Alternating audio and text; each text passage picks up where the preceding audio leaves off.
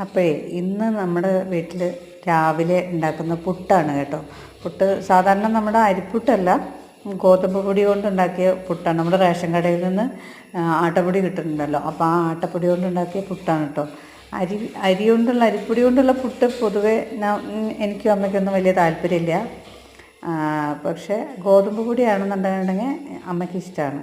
പിന്നെ അമ്മ തൊട്ടടുത്ത് നിൽക്കുന്നുണ്ട്. അമ്മയ്ക്ക് വീഡിയോസൊന്നും ഇഷ്ടമല്ല കേട്ടോ. നമ്മൾ ഈ കോമാളികളൊന്നും അമ്മ പ്രായമായ പഴയ ഓൾഡ് ജനറേഷനിലുള്ള ആൾക്കാർക്കൊന്നും ഇഷ്ടപ്പെടില്ലല്ലോ.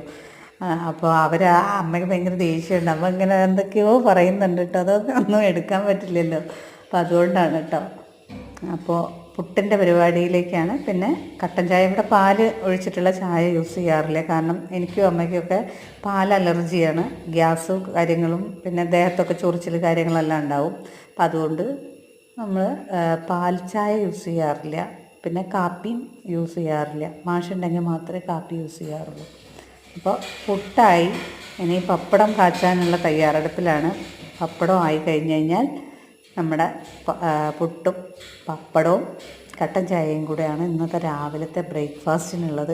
അപ്പോൾ എങ്ങനെ, നമ്മുടെ ഇവിടെയൊക്കെ നല്ല മഴയാണ് കേട്ടോ. നിങ്ങളുടെ അവിടെയൊക്കെ നല്ല മഴ ഉണ്ടോ? എല്ലാവരും സേഫായിട്ടിരിക്കുന്നില്ലേ?